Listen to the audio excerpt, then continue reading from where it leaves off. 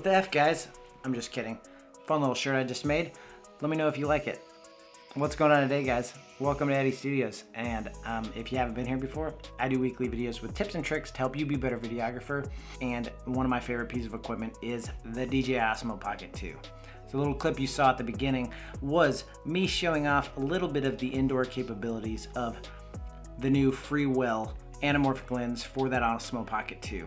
Now I want to talk a little bit about it, some things I like about it and some things that, I wish they would have done a little differently. Let's get right into it. Now, this Freewell Anamorphic lens set comes with ND filters. That's awesome. And the ND filters fit right into it. I'm going to show you guys how that works here in just a second. They do sell this kit with a wide angle lens as well. I chose not to get the wide angle lens one because I already have the wide angle lens that came with the Creator Combo Kit. So I use that one, and some might say, but the wide angle lens that comes with the Creator Combo Kit doesn't have ND filters that fit inside of it.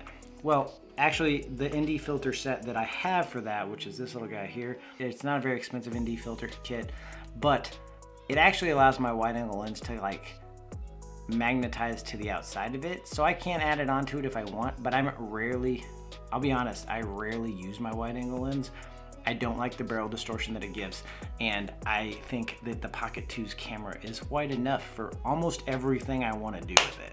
So I'm not using that wide angle lens that much, and some of you may differ and actually love the wide angle lens, but I don't personally like shooting everything wide, especially if it's a wide angle that's going to distort, which it's hard to find something that's under 20 millimeters that's not distorting, especially for these cheap little cameras. So something I was told before I actually bought this anamorphic lens by another YouTuber I'm not gonna say, I had to learn my lesson the hard way, was that you could just take the anamorphic lens off here and utilize this rail to stick it to the back. The problem of that is, even though they're nicely displayed on here with what ND it is and stuff aiming out, unfortunately, that side is not intended to go towards this, it's intended to go the opposite direction. So you can't really do that because you put it on there like that and it won't sit on your Osmo Pocket. So you do have to remove it from there to adapt it to this to then get it on your Pocket. So I'm gonna show you real quick. I'll do a top-down shot and show you kind of the pain in the ass that it is to get it off of here and then back here without getting your fingerprints on it.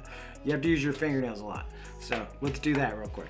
All right, so the best way to add your ND filter to your anamorphic lens is to take your anamorphic lens out, or if you have the wide angle lens kit set, do the same thing. Turn it upside down, and if this is all you have to work with, then just set it upside down on here. Otherwise, you could set it upside down on a table or whatever. And these sit in here basically like this. So you want to, when it's sitting in to your anamorphic lens, you want to be able to see what ND you have. So I think that's why they designed it this way, so you could turn your anamorphic lens around and see your ND without removing it.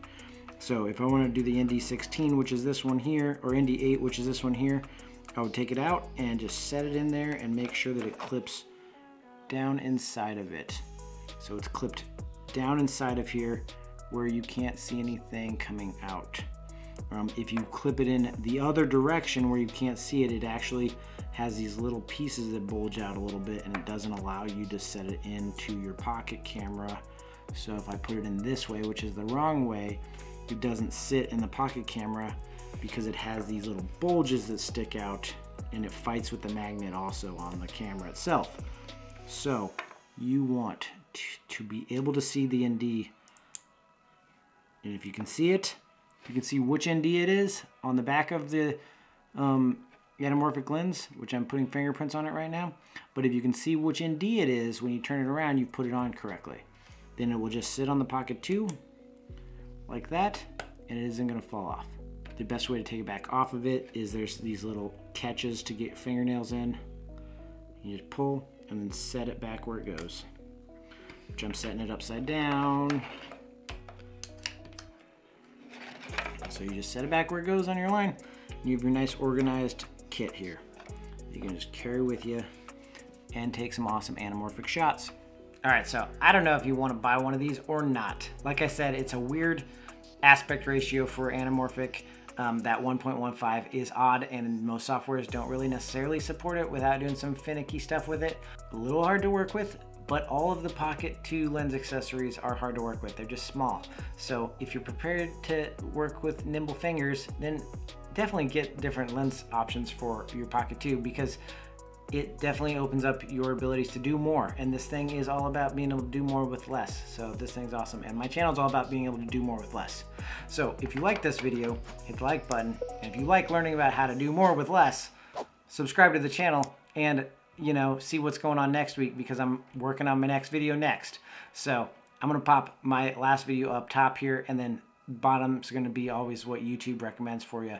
But I'm going to just start working on the next video, and I'm going to keep grinding here at Eddie Studios. So peace, guys. I'll see you next time. See ya.